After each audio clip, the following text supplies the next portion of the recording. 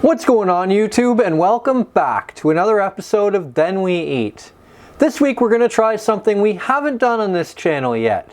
On this week's episode, we're going to be making Philly Cheesesteak Meatloaf.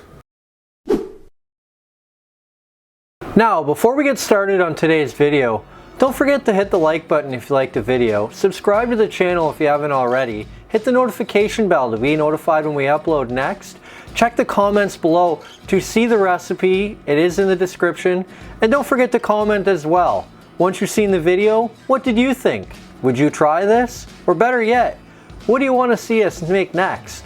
We're going to kick things off here today by cooking up the filling for our meatloaf. Because this is Philly cheesesteak, green pepper, onion, mushroom. So we're going to start by sweating down the green pepper and the onion. We're looking to get the onion translucent, the green pepper nice and soft, and then we can add the mushrooms and the garlic. So into the pan goes our green pepper and our onion. So in the pan I have approximately half of a large green pepper and about a half of a medium-sized onion. Now that our peppers and onions are far enough along, we're going to add 2 cloves of garlic and the mushrooms. This works out to approximately 5 large mushrooms. Cook this down for a minute or two until the garlic is nice and aromatic. Once that's had a minute or two on the stove, we'll take that off the stove, let it cool, and start mixing together our meat mixture. Okay, we're going to start with 2 pounds of ground beef. I have regular ground beef here. If you prefer lean ground beef, you're more than welcome to use lean. I just find there's a lot more flavor in the regular stuff. To that, we're going to add 2 eggs.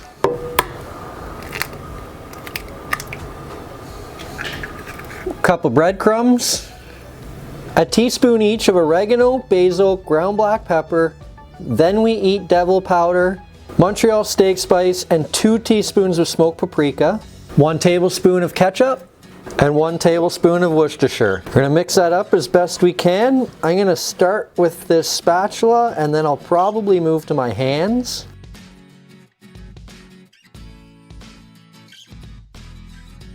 Once you've got it all mixed together, it's time to start making your actual meatloaf. So first thing we're going to do, we're going to take about half of our meat mixture and stuff it in the pan. We're going to go up the sides and all along the bottom.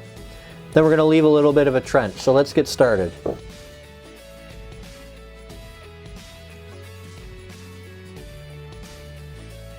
Once you've got it neatly layered in your pan, we're going to take some cheese and we're going to cover the whole kind of middle part that you left open. We're going to fill that with cheese. I have provolone cheese here today. You're more than welcome to use some other kind of cheese if you either don't like provolone or if you can't find it. I had a difficult time finding it, so you may as well. Then we're going to take the filling we fried up earlier, put that on top of the cheese. A couple more slices of cheese on top of that.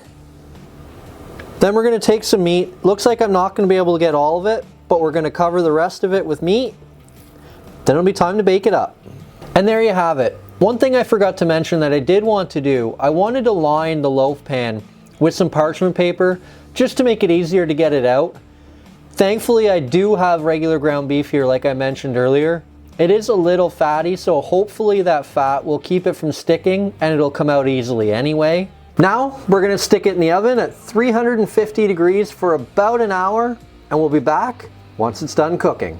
All right, meat's out of the oven. As you can see, the cheese didn't actually fully melt, but it looks good. You get that nice line in between. You got the meat on the top, meat on the bottom, kind of wrapped around the sides, and then the nice mixture of mushrooms, green peppers, onion, and garlic. It looks terrific. Let's give it a shot, see how it is.